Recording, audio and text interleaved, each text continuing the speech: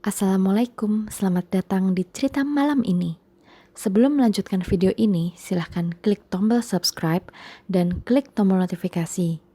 Silahkan gunakan headphone atau headset agar Anda bisa merasakan apa yang kami rasakan. Selamat merasakan. Assalamualaikum warahmatullahi wabarakatuh. Selamat datang di cerita malam ini. Balik mana be aku rek, ki nanti ajeng. Dan langsung aja, di malam ini ada cerita nyata yang diceritakan oleh teman kami, yaitu Baginda. Masih tentang suasana kos-kosan yang penuh dengan cerita horor di dalamnya. Buat kalian yang lagi cari kosan, atau kalian sedang tinggal di kos-kosan, coba dengerin deh. Mungkin dari cerita ini ada yang pernah kalian alami juga. Budal rek. Balik ke tahun 2011 ketika gua kuliah di daerah Bandung. Awalnya gua cari-cari kosan, dan kemudian kosan pertama yang gua kunjungin, gua langsung rasa oke nih. Karena yang pertama ada kamar mandi dalam, kemudian nyaman, dan yang ketiga yaitu murah.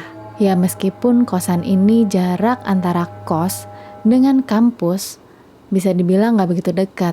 Karena dari kos ke kampus harus menggunakan alat transportasi, jadi gak sedekat dengan jalan kaki gitu doang.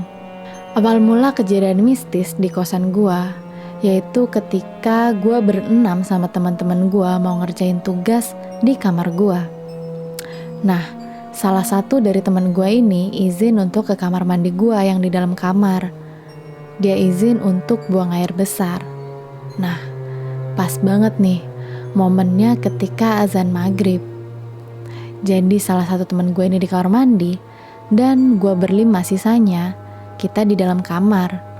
Tapi gak lama temen gue yang dari kamar mandi ini, dia tiba-tiba keluar, gak pakai babi bebo. Dia cuma bilang, Gue duluan ya. ya gue gak mikir apa-apa saat itu, gak kepikiran juga yang aneh-aneh. Gue pikirnya dia emang mau pulang. Jadi ketika temen gue ini pulang, akhirnya temen gue yang lain ikutan pulang. Tapi selang beberapa hari dari kejadian itu, mungkin temen gue tadi ini gak enak ya karena gak alasan apa-apa, dia langsung tiba-tiba pulang. Dia akhirnya cerita alasan yang bikin dia cepet-cepet keluar dari kamar mandi dan langsung pulang. Dia bilang ketika dia lagi buang air besar di dalam kamar mandi, dia merasa ada yang ngebentak dia, suara orang, namun gak ada wujudnya. Sedangkan gue sama teman-teman yang lain ada di dalam kamar itu juga, kita gak denger apa-apa. Padahal katanya bentakannya itu cukup keras, apalagi untuk ukuran yang di dalam kamar mandi. Ya udah, gue sih mikirnya dia lagi apes aja, mungkin karena dia lagi buang air besar ketika azan maghrib. Gitu aja sih pikiran gue. Kejadian berikutnya atau kejadian mistis lain nih yang gue alami di kosan, gue tuh ngerasa semacam ada doppelganger atau kembaran. Jadi ceritanya gini, kebetulan pada saat itu gue tuh selesai kuliah pada siang hari. Nah, selesai kuliah gue ini langsung balik ke kosan.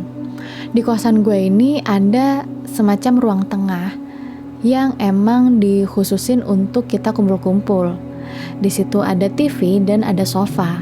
Dan di sofa itu gue ngelihat ada temen gue, cewek, yang dia ngekos di situ juga.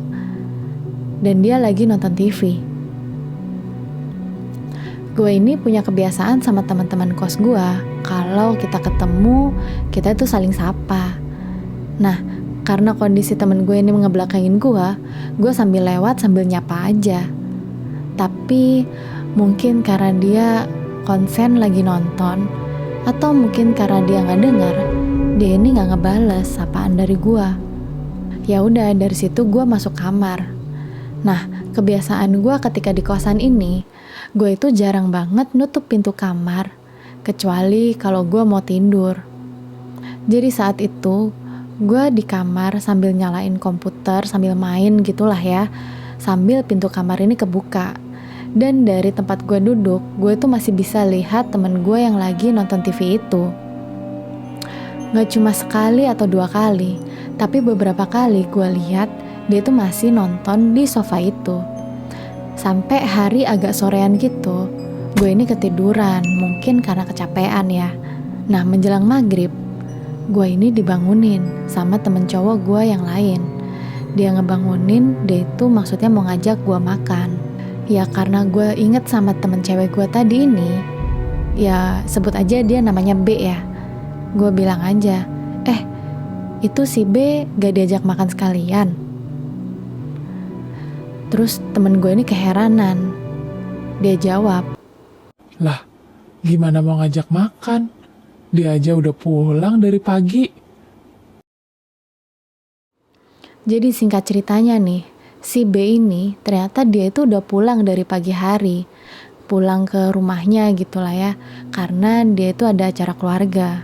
Ya udah, gue ya mau gimana lagi, gue ngerasa apes aja ngelihat makhluk kembaran kayak gitu tadi. Nah, cuma makin lama intensitas dari penampakan itu muncul, itu tuh makin tinggi menurut gue. Jadi pernah satu waktu, gue ini punya kebiasaan buruk kalau gue ini sering banget ketiduran pas menjelang maghrib. Nah, sering banget nih gue ini dibangunin sama sosok cewek.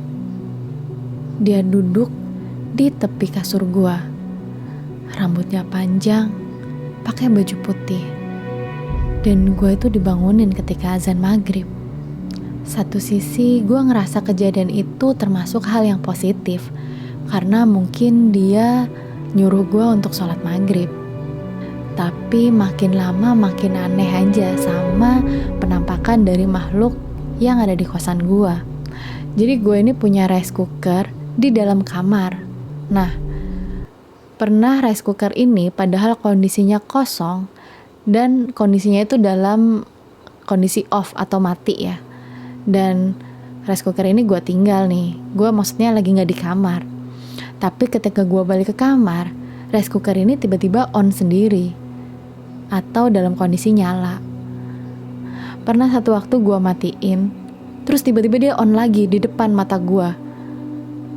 Gue offin lagi, tiba-tiba dia nyala sendiri. Nah, itu kejadian itu udah menurut gue udah hal yang negatif sih, karena mengarah ke usil. Gue pernah punya kenalan yang dia ini bisa merasakan makhluk yang gak bisa dilihat oleh orang biasa. Dan satu waktu dia ini pernah main ke kosan gue. Dan ketika dia di kamar gue, dia ini bilang, Kamar lo lembab banget, sirkulasinya nggak bagus nih. Dan di sini tuh ada 2 makhluk, yang satu baik dan yang satu bisa dibilang jahat. Dan mungkin yang selama ini usil sama lo itu makhluk yang jahat. dan saat gue dibilang temen gue yang itu, gue masih percaya gak percaya lah. Gongnya nih, kejadian negatif yang gue alamin langsung.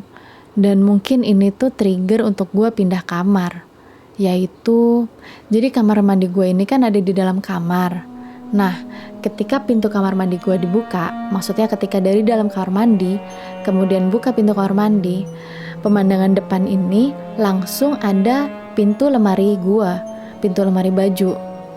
Dan di pintu lemari ini ada sebuah kaca. Jadi ketika pintu kamar mandi dibuka dari dalam, langsung bisa ngaca di lemari gua. Dan kalau misalnya nih pintu lemari gua ini dibuka, pantulan dari kaca ini, dia ini menghadap ke kasur gua dan sedikit ke pintu kamar gua. Pernah pas pagi buta sekitar jam 3-an, pintu lemari gua ini tiba-tiba kebuka sendiri.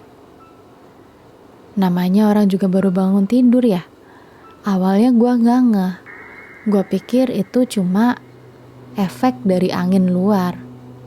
Nah, gue ini kan punya mata yang minusnya lumayan gede nih. Tapi seminus-minusnya gue itu ngelihat di pantulan kaca lemari gue ini ada perubahan nih. Maksudnya ada perbedaan gak kayak biasanya. Gue ngelihat ada sosok bayang-bayang gitu loh. Lama-lama gue ngelihat si kaca ini, yang awalnya gue ngelihat cuma bayangan, dia lama-lama makin gede nih ke arah pantulan kaca itu. Pilihannya kan cuma dua ya, antara sosok ini ada di dekat lemari gue atau dia ada di dekat pintu kamar gue. Tapi intinya saat itu sih gue gak ngelihat ada penampakan lain selain bayangan yang ada di kaca itu ya. Dan dari situ gue pun juga langsung gue bawa tidur. Gue meremin aja karena gue gak mau mikir lama tentang sosok itu. Dari situ gue mutusin untuk pindah kamar. Ya meskipun kamar pindahan gue ini letaknya istilahnya kayak sebelah kamar gue yang pertama, tapi at least kamar gue yang baru ini dia itu menghadap ke jalan. Jadi gue mikirnya masih ada sinar matahari yang bakal masuk ke kamar gue yang baru ini. Dan soal penampakan-penampakan di kamar gue yang lama, gue cuma mikirnya ya mungkin bawaan kamar gue yang lembab, makanya ada makhluk-makhluk yang suka ngusilin gue. Gitu aja sih gue mikirnya. Dan gangguannya belum selesai.